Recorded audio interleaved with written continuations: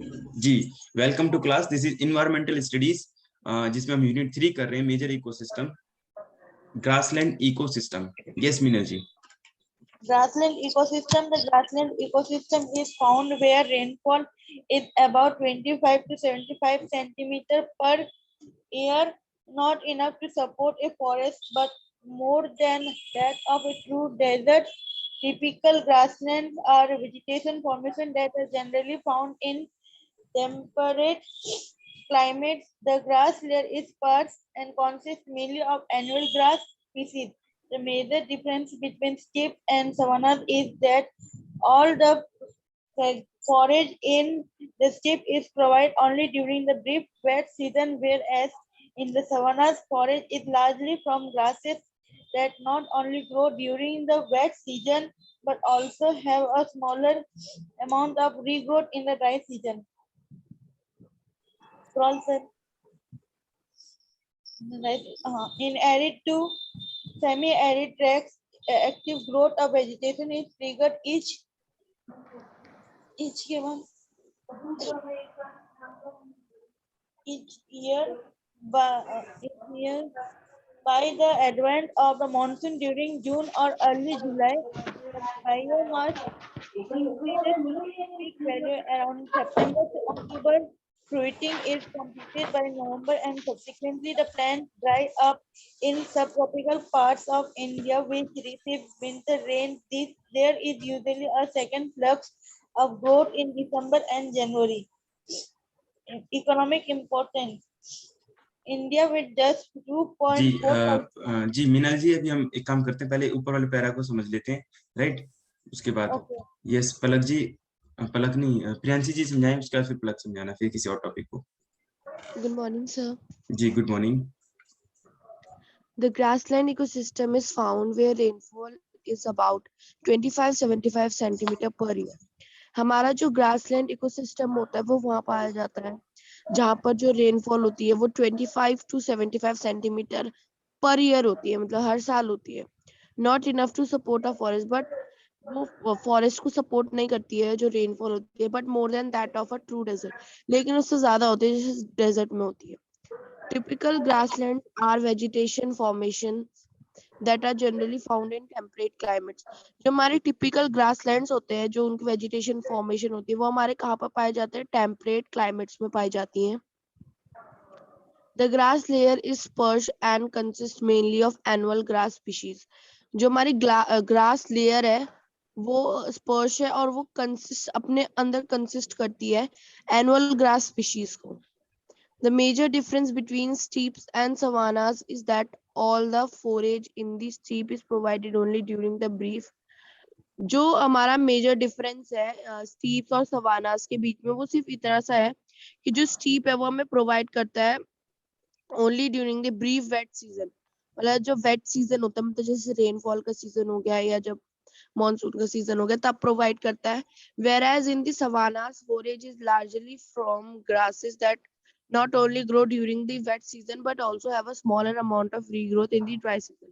और जो savannas होते हैं वो ना ही सिर्फ वेट सीजन में ग्रो करते हैं बल्कि वो ड्राई सीजन में थोड़ा थोड़ा रीग्रोथ करते रहते हैं. In arid to semi-arid tracts, active growth of vegetation is triggered each year by the advent of the monsoon during June or early July. जो हमारा एरिड जो हमारा वो होता है वो क्या करता है, जो एक्टिव ग्रोथ होती है वेजिटेशन की उसको ट्रिगर्ड करता है, मतलब उसको नुकसान पहुंचाता है हर साल by the advent of the monsoon during June और अर्ली जुलाई. जब हमारा जो मॉनसून होता है वो जून के अर्ली में आ जाता है, मतलब जून में आ जाता है या फिर अर्ली जुलाई, मतलब जुलाई के स्टार्टिंग में ही आ जाता है, तब वो हमारी जो ग्रोथ हो रही होती है उसको ट्रिगर्ड कर देता है, उसको नुकसान पहुंचा देता है. The biomass increases to its peak value around September to October. और जो बायोमास होता है वो अपनी जो पीक वैल्यू है वो कब इंक्रीज करता है? सितंबर और अक्टूबर के बीच में अपनी जो वैल्यू है वो इंक्रीज करता है. Fruiting is completed by November and subsequently the plants dry up. और जो हमारे जो फ्रूट्स के प्लांट्स होते हैं जो वो कंप्लीट कब हो जाते हैं? नवंबर के टाइम पे कंप्लीट हो जाते हैं और उसके बाद वो जो उसके प्लांट्स होते हैं वो ड्राई अप हो जाते हैं, मतलब सूख जाते हैं. In subtropical parts of India, which receive winter rains, जो हमारे सब ट्रॉपिकल पार्ट्स है इंडिया के, जो विंटर रेन्स को रिसीव करते हैं, जहाँ मतलब विंटर रेन्स आते हैं, सर्दियों की बारिश आती है, there is usually a second flux of growth in December and January. वहां पर क्या होता है, एक उम्मीद होती है कि दोबारा से ग्रोथ होगी दिसंबर या जनवरी में।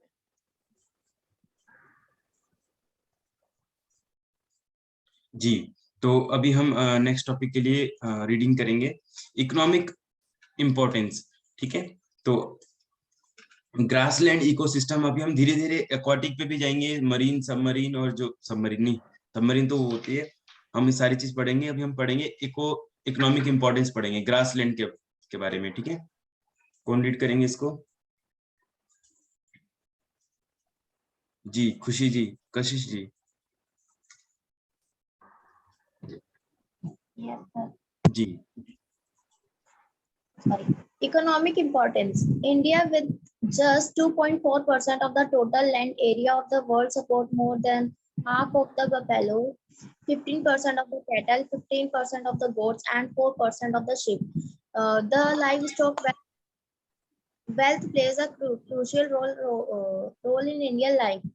It is a major source of fuel, drought power, nutrition, and raw material for village industries. Grassland ecosystems are important to maintain many domesticated and wild herbivores such as horse, mule, ass, cow, pig, sheep, goat, buffalo, camel, deer, and zebra, which provide food, milk, wool, height of transportation to humans.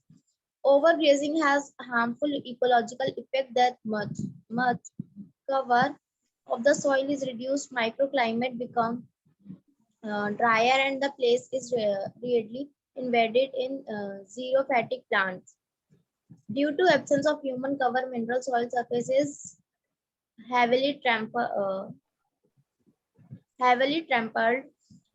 When wetness produce puddling of the surface layer, which in turn reduce the infiltration of water into the soil and accelerate its runoff. Thus, you can realize the importance of grassland. And now, after having read about this ecosystem, you would like to know about what desert biome is and where it occurs before. But before that, you try to SAQ.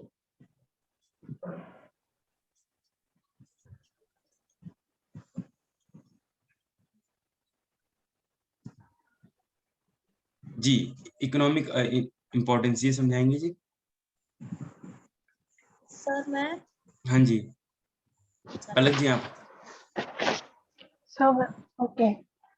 India, with just 2.4% of the total land area of the world, supports more than half of the buffaloes, 50% of cattle, 50% of goats, and 4% of sheep. जो India है वो 2.4% of the total land area पर world supports करता है। More than half of buffaloes होते हैं और 50% kettles होती हैं और 50% गोट्स होते हैं और 4% शिप्स है हमारे लैंड पे। The livestock wealth plays a crucial role in India life. जो livestock है wealth में plays करती है crucial role हमारे इंडिया लाइफ में। It is a major source of fuel, drought, power, nutrition and raw material for village industries. हमारे major source में fuel जो कि पेट्रोल होता है और ड्रॉट पावर मतलब जब सूखा पड़ जाता है वो, और न्यूट्रिशन और कुछ रॉ मटेरियल्स होते हैं जो हमारे इंडिया इंडस्ट्रीज में मतलब यूज करे जाते हैं फॉर विलेज इंडस्ट्रीज के लिए। Grassland ecosystem are important to maintain many domesticated and wild herbivores such as horse, mule, ass, cow, pig, sheep, goat, buffalo, camel, deer, and zebra, which provide food, milk, wool, hide to transportation to humans. Grasslands ecosystem हमारे लिए इसलिए important होता है, वो हमारे domesticated में maintain रखता है वाइल्ड हार्बिवोरस जो होते हैं, जैसे हॉर्स हो गया, म्यूल हो गया, काउ हो गया। काउ हमें मिल्क देती है, उससे हमारा फूड होता है, फूड से हमारा मतलब ट्रांसपोर्टेशन होता है, उससे मतलब लोगों के पास पहुंचता है एज अ प्रोवाइड करके, जैसे उसमें जैसे हम शॉप पे जाते हैं तो हम मिल्क लेते हैं, और लोग मतलब ये लोग जो होते हैं वर्कर्स, वो पहले मिल्क निकालते हैं, फिर उसके बाद वो काम करते हैं, फिर वो बेचते हैं, तो वो हमारे लिए बेनिफिट्स होते हैं इसमें। और बफेलो, कैमल, डियर और ये सब हमारे प्रोवाइड फूड मिल्क में आते हैं। वूल शिप, वूल से हम मतलब जब हम उसको शेव करते हैं तो उससे हमारा मतलब वो निकलता है, उसका वूल्स का जो भी होता है वो। Overgrazing has harmful ecological effects. Overgrazing है वो हमारे लिए हार्मफुल होता है इकोलॉजिकल इफेक्ट्स में। The mulch cover of the soil is reduced, microclimate becomes drier, and the place is readily invaded by xerophytic plants.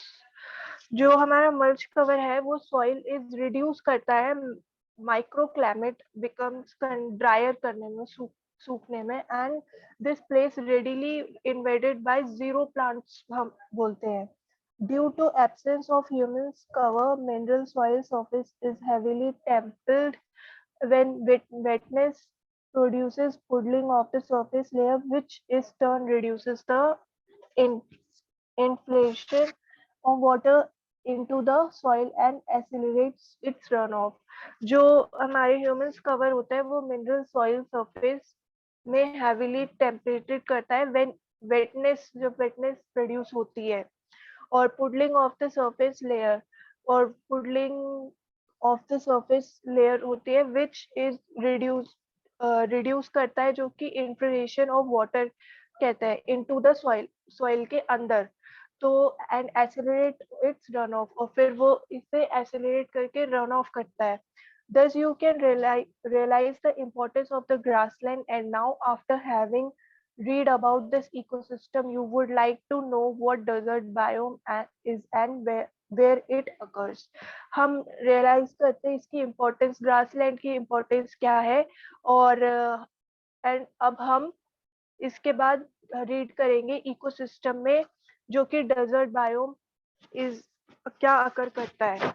But before that you try SAQ, मतलब ये questions हमें ट्राई करने चाहिए इससे पहले। जी, ये जो चैप्टर्स के बीच में आते हैं ना शॉर्ट आंसर टाइप क्वेश्चंस, तो ये भी हम कर सकते हैं, बट अभी इसमें ये नहीं करेंगे, ठीक है। Discuss importance of grassland ecosystem, ये तो कंप्लीट जो हमने ऊपर पैरा पढ़ा है ना, इंपॉर्टेंस ऑफ ग्रासलैंड इकोसिस्टम और what the harmful effect of over grazing on the area, ये सारा भी बताया उन्होंने कि अभी पलक जी ने बहुत अच्छा सारा पढ़ा, और ये सारी चीज पलक जी ने बताया। हमारा इकोनॉमिक इंपॉर्टेंस भी है इसमें, और दूसरा हमारा ग्रासलैंड के ऊपर हम इतने सारे हमारे इंडिया के बारे में बताया कि हम इंडिया की टोटल जो वर्ल्ड की लैंड है तो उसका हमारा 2.4% है, लेकिन अगर हम 2.4% में हमारे पास बफेलो इतने हैं, कैटल इतने हैं, गोट्स इतने हैं, सारी चीज में बताई गई।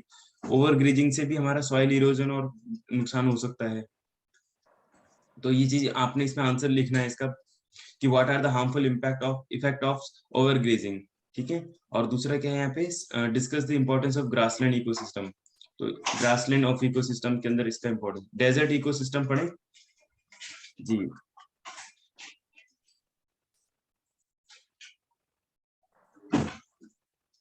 जी सन्नी जी। Desert ecosystem.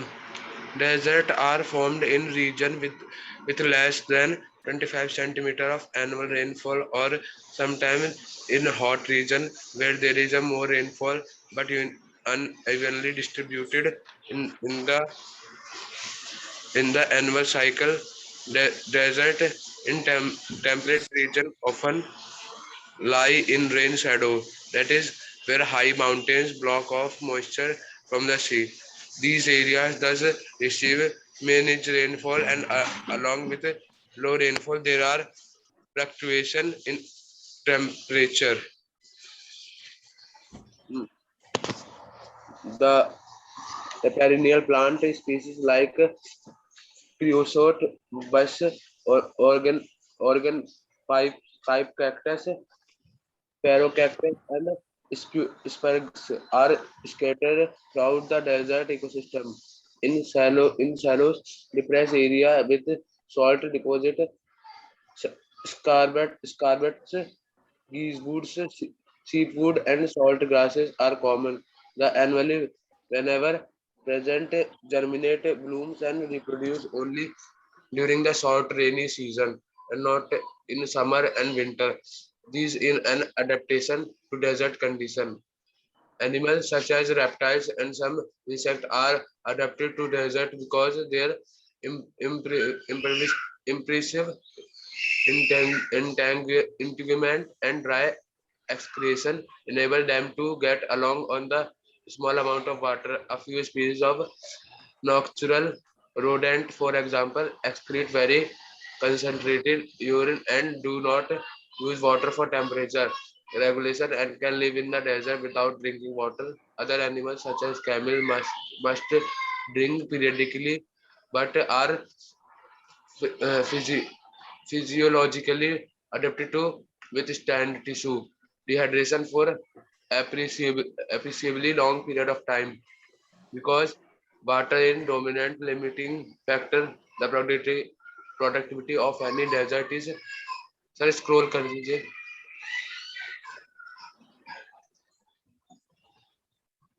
Any desert is almost directly dependent on the rainfall. Where the soil are suitable, irrigation can convert desert into some of our most productive agriculture land.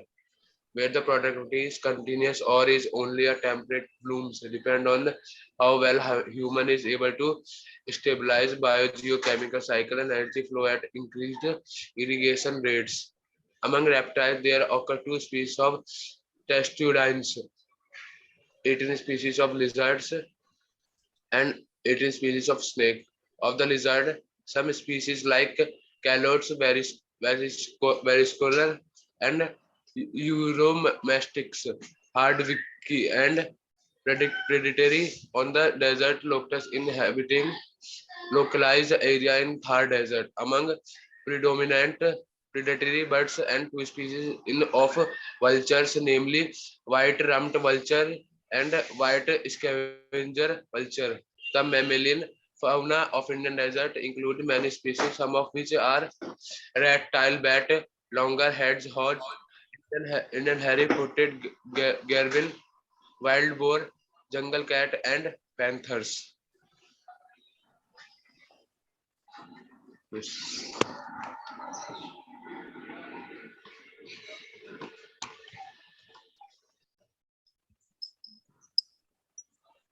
Ji, desert ecosystem कौन explain करेंगे इनको?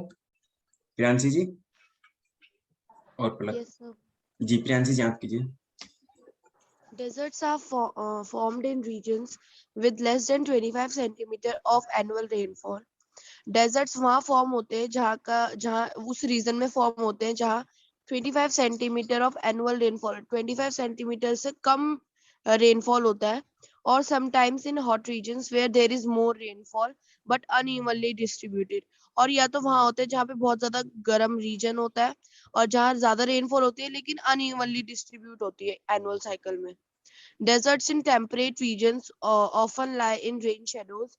जो temperate regions में जो desert होते हैं वो rain shadows में भी ऑफन लाई मतलब रहते हैं, लाई करते हैं.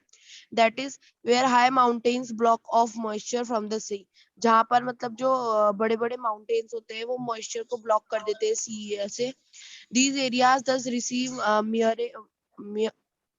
mirage rainfall and along with low rainfall there are fluctuations in temperature. इसीलिए इन एरियाज में मियर्ज रेनफॉल होता है और अलोंग विद उसके साथ साथ लो रेनफॉल भी होता है जिसमें फ्लक्चुएशन होता रहता है टेम्परेचर का. मतलब कभी टेम्परेचर ज्यादा हो जाता है, कभी टेम्परेचर कम हो जाता है. स्क्रॉल कर दीजिए.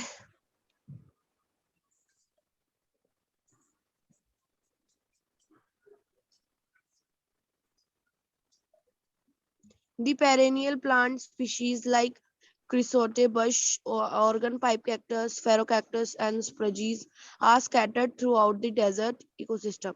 जो सारे हमारे plants species हैं जैसे क्रिसोसाइट ब्रश जिसे हम लैरे भी बोलते हैं, ऑर्गन पाइप कैक्टस, फेरोकैक्टस एंड स्प्रुजीज जिसे हम इकोफोर्बिया भी बोलते हैं, ये सारे हमारे डेजर्ट इकोसिस्टम में स्कैटर्ड हो रखे हैं. मतलब हमारी डेजर्ट इकोसिस्टम में फैले हुए हैं ये सब plant species. In shallow depressed areas with salt deposits, Sacrobatus, geesewood, seafood and salt grasses are common. और जो हमारा depressed एरिया है, मतलब डिप्रेस्ड एरिया है, जहाँ पर सॉल्ट का जो डिपोजिट है, मतलब जहाँ पर सॉल्ट पाया जाता है, वहां पर सैक्रोबैटस, गीजवुड, सीपवुड और सॉल्ट ग्रासेस बहुत ज्यादा कॉमन होते हैं. The annuals, wherever present, germinate, bloom, and reproduce only during the short rainy seasons and not in summer and winter.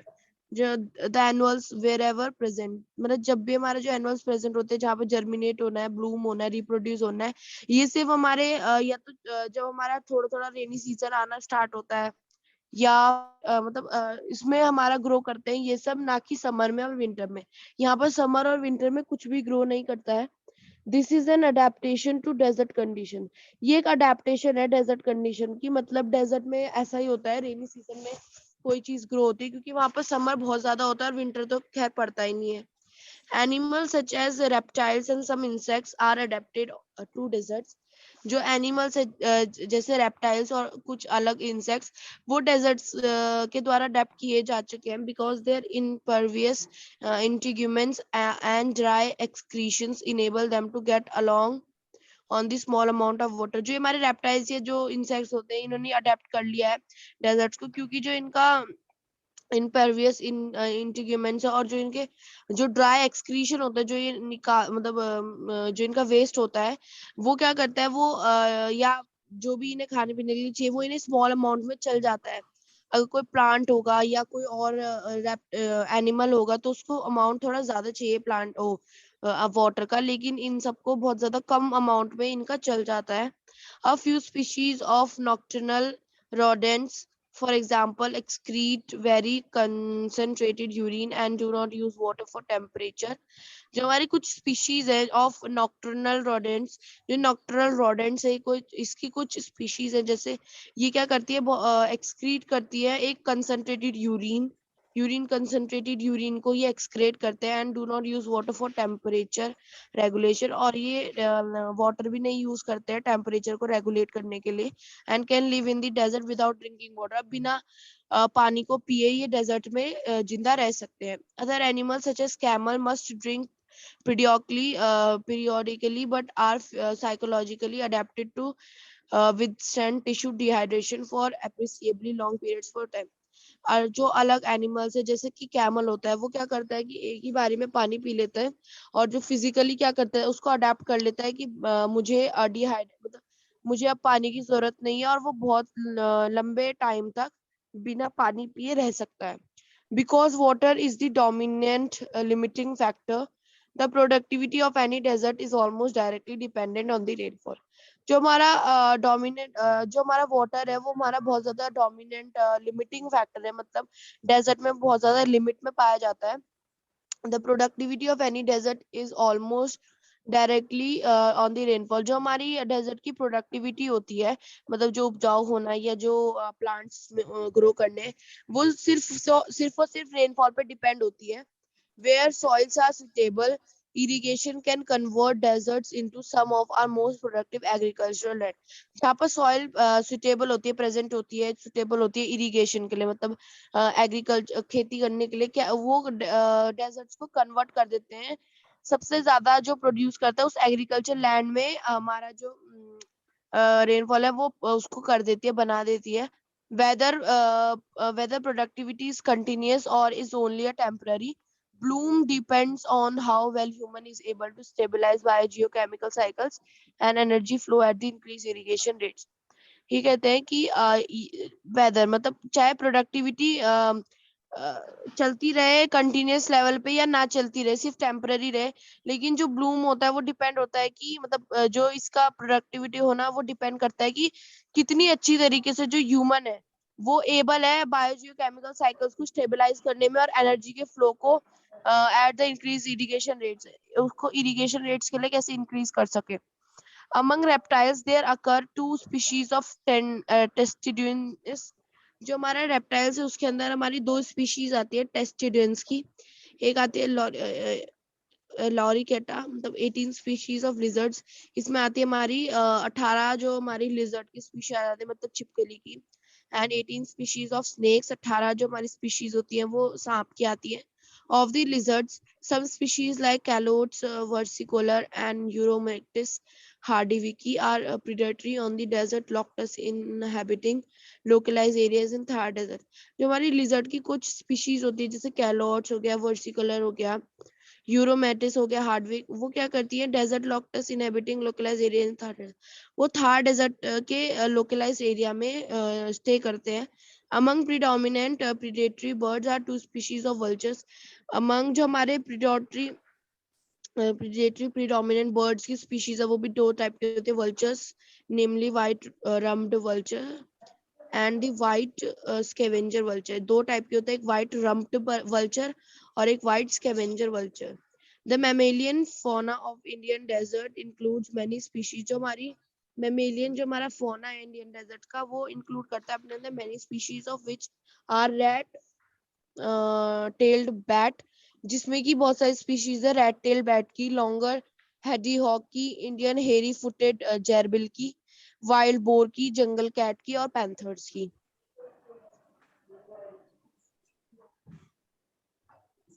Box 3.1 case study Indian desert. Sir ये भी रीड करना है. अभी रीड करवाना था किसी से. Okay sir. जी कौन रीड करेंगे? अंशु जी आप करोगे?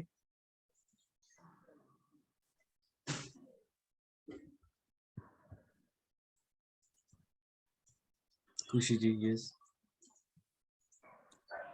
जी. सर केस स्टडी पढ़ना है. जी.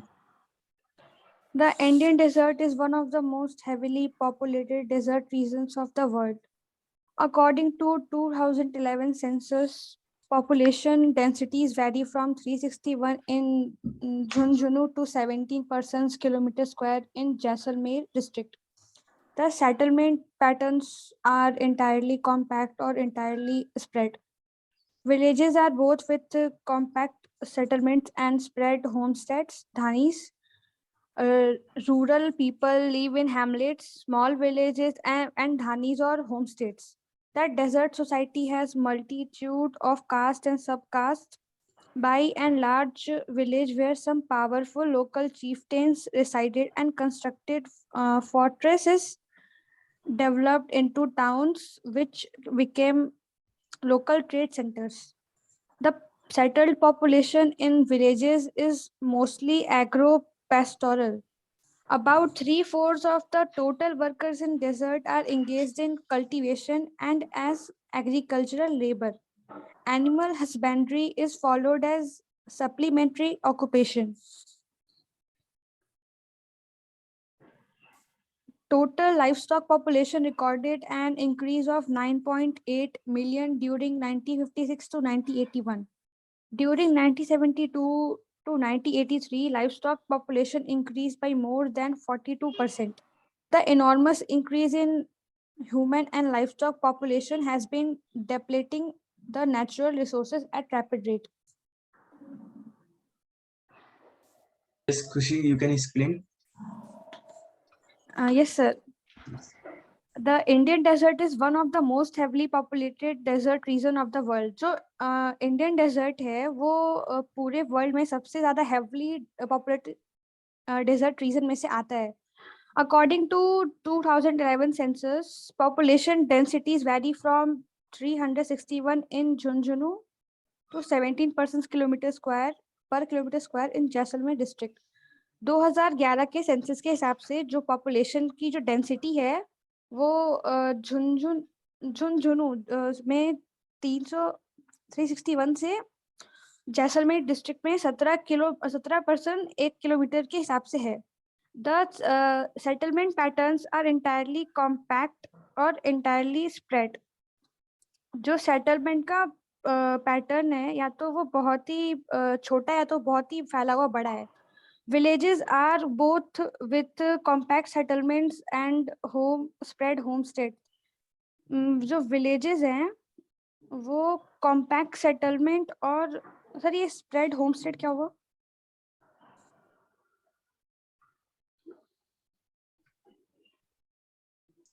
एक अलग अलग रहते हैं ना, जैसे वो एक साथ रहते हैं इकट्ठे होकर के ग्रुप में. Yes sir. Ji. Rural people live in hamlets, small villages and dhanis और home states. जो rural people, जो गांव के लोग हैं, वो hamlets में रहते हैं या तो small छोटे छोटे गांव में रहते हैं, धानीज में या फिर home states में. The desert society has multitude of caste and subcaste. जो desert में जो desert की society है, वहाँ पे बहुत सारे caste और subcaste होते हैं, मतलब वही caste system वाला. By and large villages where some powerful local chieftains resided and constructed fortresses developed into towns which became local trade center. तो छोटे बड़े जो गांव होते हैं, where some powerful, जहाँ कुछ लोकल चीफटेंस रहते हैं और फोर्ट्रेस बनाते हैं, वही फिर टाउन में डेवलप होते हैं और as a local trade centre बनते हैं. The settled population in villages is mostly agro pastoral. मतलब जो विलेज में जो पॉपुलेशन रहती है वो ज्यादातर खेती बाड़ी पे डिपेंडेंट होती है. About 3/4 of total workers in desert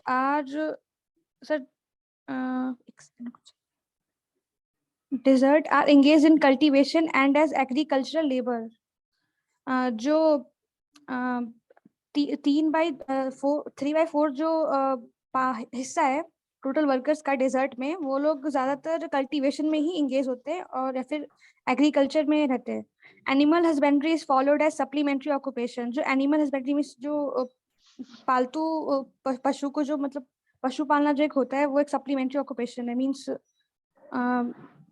supplementary means agriculture के बाद एक सप्लीमेंट्री ऑक्यूपेशन है वो.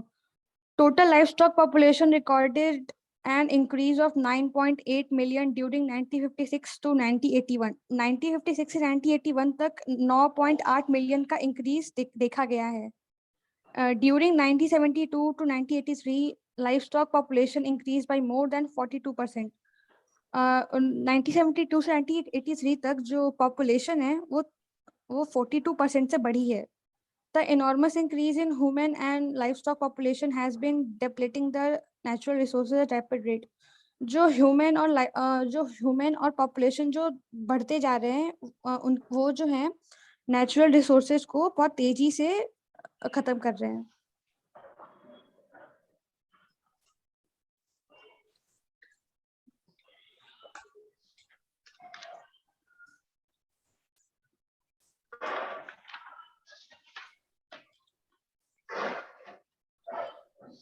जिसका आंसर क्या होगा? सर इसका आंसर कैमल होगा. कैमल होगा. ओके, इसका सेकंड का? Sir desert biome. नहीं, tundra biome first. Extreme heat and strong wind and great descending action during April and June.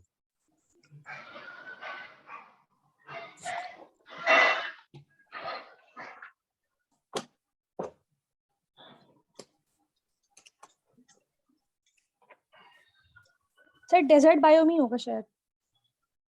Yes sir.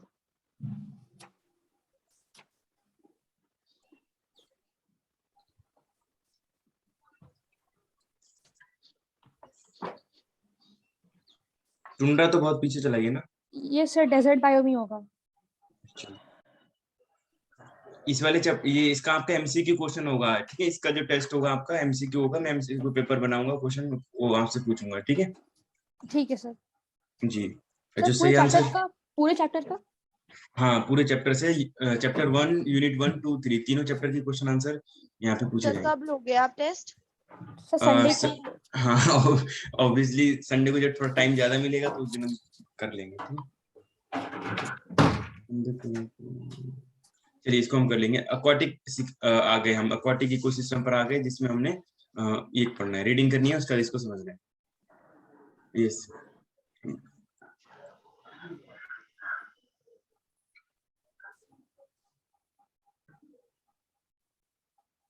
जी, कौन रीडिंग करेंगे? नफीसा जी काफी दिन से रीडिंग नहीं कर रहे. जी नफीसा जी.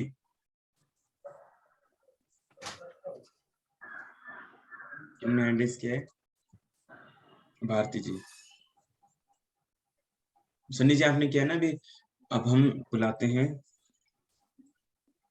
भारती जी को बुला लेते हैं। जी भारती जी, आपने रीडिंग नहीं किया जी। Aquatic ecosystem. Aquatic ecosystem. Global water cover about 3/4 of the Earth's surface, either as fresh water where salt content is less than 0.5%, as the saline water where the salt content is more than 3.5%, as a brackish water where salt content is intermediate between fresh water and saline water because of their salt contents.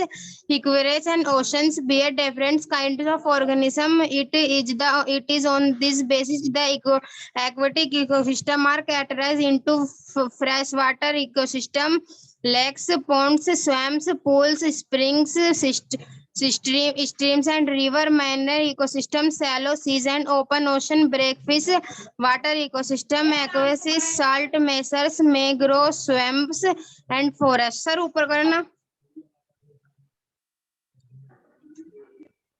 Ji Palak ji, you can explain this.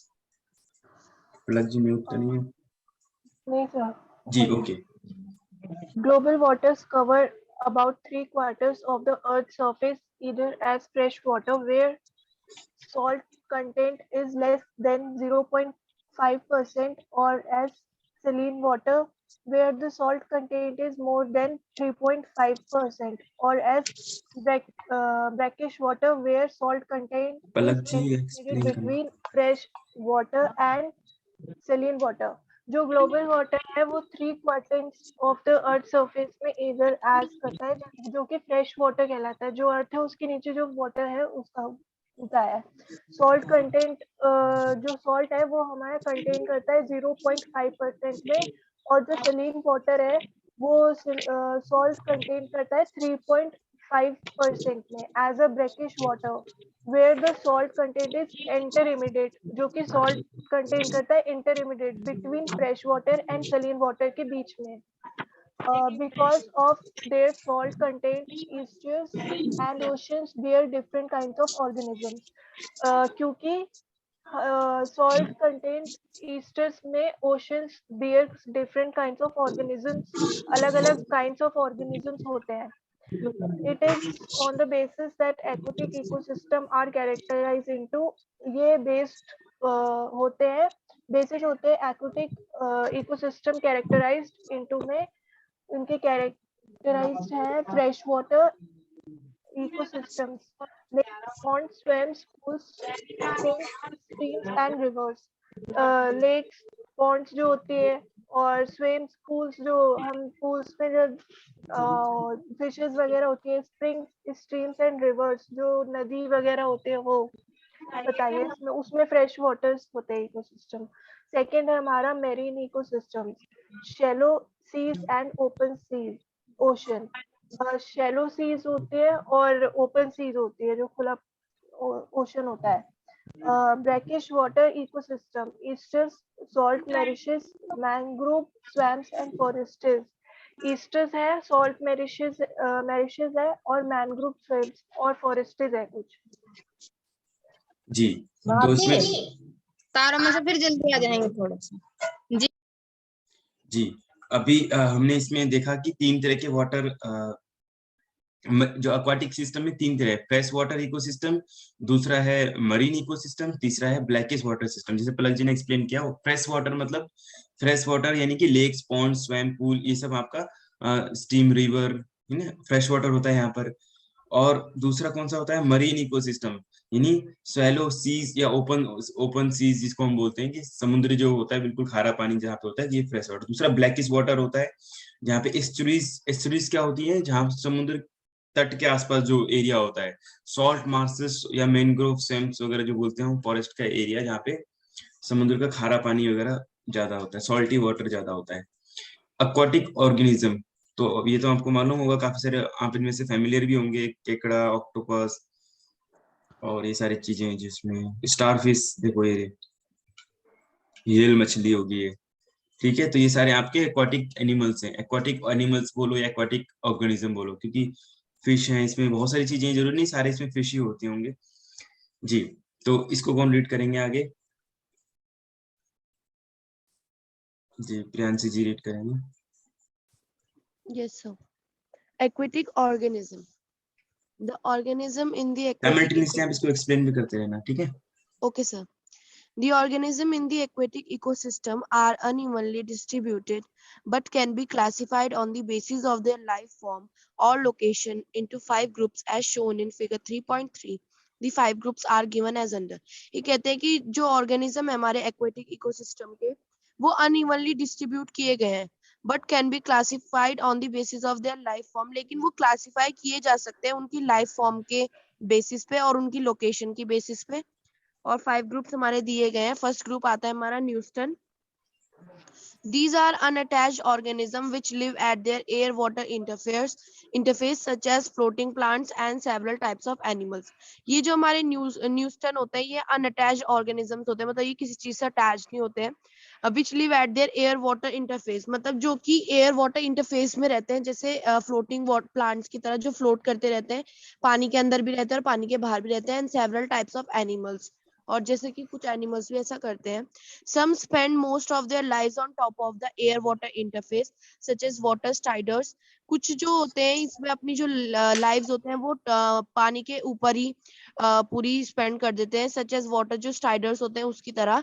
While others spend most of their time just beneath the air-water interface and obtain most of their food within the water. और कुछ ऐसे होते हैं कि वो बस water interface के अंदर ही रहते हैं और अपना फूड भी वहीं से ऑब्टेन करते हैं। Example beetles and back swimmers, जो बीटल्स होते हैं बैक स्विमर्स होते हैं उनकी तरह। तो न्यूस्टन हमारे ये होते हैं जो कि एयर इंटरफेस दोनों में रहते हैं, एयर में भी और वाटर में भी। सेकंड आता है पेरिफाइटन। These are organisms which remain attached or clinging to stems and leaves of fruited plants. ये वो ऑर्गेनिज्म होते हैं जो कि अटैच रहते हैं या क्लिंज रहते हैं किसी भी स्टेम से या लीव से, किसी भी रूटेड प्लांट्स की जिसके रूट पानी के अंदर है, और substances emerging above the bottom mud, और जो बॉटम मड से ऊपर जो सब्सटेंस होते हैं उनसे। Usually sessile algae and their associated group of animal fall in this group. जो हमारा sessile algae होती है और कुछ उसी के ग्रुप के जो एनिमल्स होते हैं वो इस ग्रुप में रहते हैं ज्यादातर, पेरिफाइटन ग्रुप के अंदर ये ऐसे जो एल्गे वगैरह या उसके ग्रुप वगैरह रहते हैं वो रहते हैं इस ग्रुप में। थर्ड आता है हमारा plankton group. This group includes both microscopic plants chiefly algae, जिसे हम फाइटोप्लैंक्टन्स भी बोलते हैं, animals primarily crustaceans and protozoans found in all aquatic ecosystem. ये ग्रुप में हमारा जो इंक्लूड होता है बहुत हमारा माइक्रोस्कोपिक प्लांट्स भी इंक्लूड होते हैं जैसे एल्गे, और एनिमल्स भी इंक्लूड होते हैं, primarily crustaceans and protozoans found in all aquatic ecosystem. जो हमारे क्रिस्टेशियंस और प्रोटोजोन्स है हमारे एक्वेटिक इकोसिस्टम में पाए जाते हैं, except certain swift moving water, कुछ ऐसे जो सर्टेन स्विफ्ट है मूविंग वाटर में उनके अलावा। The locomotory power of the plankton is limited. जो हमारी प्लैंकटन की लोकोमोटरी पावर होती है वो थोड़ी लिमिटेड होती है, so that there distribution is control largely, ताकि जो उनका डिस्ट्रीब्यूशन है वो कंट्रोल कर सके by currents in the aquatic ecosystem के अंदर। most phytoplanktons and zooplanktons are capable। जो हमारे phytoplanktons होते हैं और जो zooplanktons होते हैं वो capable होते हैं, स्क्रॉल कर दीजिए, capable however of at least some movement, वो थोड़े मूवमेंट के लिए कैपेबल होते हैं। हमारा फोर्थ ग्रुप आता है nekton. This group contains animals which are swimmers. The nectans are relatively large and powerful as they have to overcome the water currents. जो हमारा ये ग्रुप होता है ये कंटेन करता है एनिमल जो कि स्विमर्स होते हैं, जो स्विम करते हैं। The nectans are relatively large and powerful. ये हमारे बहुत ज्यादा बड़े होते हैं और पावरफुल होते हैं as they have to overcome the water, क्योंकि उन्हें जो पानी को ओवरकम करना होता है। The animals range in size from the swimming insect which may be only about 2 mm long to the largest animal that have lived on earth, namely the blue whale. जिसमें animal की जो size होती है, जो range होती है from the swimming insect से, which may be only about 2 millimeter long, जिसमें 2 millimeter long से स्टार्ट होती है टू द लार्जेस्ट एनिमल तक जाती है जो कि हमारी अर्थ पे लिव करता है, उसका नाम था ब्लू व्हेल। हमारा फिफ्थ ग्रुप आता है बेंटोस. The bentos or the benthic organism are those found living in or on the bottom or beneath region of the water mass. They exhibit a variety of adaptations to the environment since the bottom is a more heterogeneous habitat than either the open water or the surface. Benthos includes crabs, lobsters and sponges. जो हमारा बेनेथोस group होता है या हम उसको बेनेथिक organisms भी बोलते हैं, वो हमारे आर फाउंड लिविंग इन, वो हमारे पाए जाते हैं या तो लिव अंदर करते हैं लिविंग इन और on the bottom of benthic region, या तो वो ऊपर लिव करते हैं या तो बिल्कुल बेनेथिक रीजन के नीचे ऑफ द वाटर मास, जो वाटर मास होता है उसके बिल्कुल नीचे बॉटम में. They exhibit a variety of adaptation, वो क्या करते हैं अलग अलग एडेप्टेशन को एग्जिबिट करते हैं इन्वायरमेंट में. Since the bottom is a more heterogeneous habitat, जैसे कि हम जानते हैं जो हमारा बॉटम होता है वाटर का वो बहुत ज्यादा हिट्रोजीनियस हैबिटेट होता है, मतलब बहुत ज्यादा अंदर होता है, डीप होता है. देन इधर दी ओपन वाटर और दी सरफेस, ओपन वाटर से और सरफेस से. बिनोथस इंक्लूड्स, लेकिन जो हमारे बेनोथोस होते हैं वो इंक्लूड करते हैं अपने अंदर क्रैब, लॉबस्टर्स और स्पंजेस. जो हमारे क्रैब, लॉबस्टर और स्पंजेस होते हैं ये हमारे इस ग्रुप में आते हैं और ये हमारे बॉटम में रहते हैं वाटर मास के बिनीथिक रीजन के अंदर, ये हमारे सारे आते हैं. Match the flowing. प्रियांशी आप इसको करोगे match the flowing? Yes sir. जी. फर्स्ट हमारा न्यूस्टन, ये इसका आएगा, स्क्रॉल करना जरा नीचे.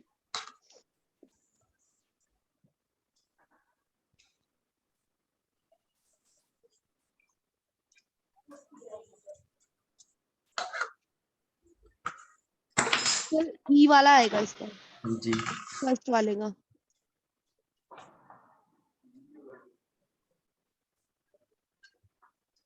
नेक्टन होते हैं. चलिए इसको हम बाद में जी इसको हम बाद में करते हैं ना. अभी हम आगे रीडिंग करें या फिर अभी हम बदलें इसको? 15 मिनट है, इसमें हम इको कर सकते हैं. Yes sir.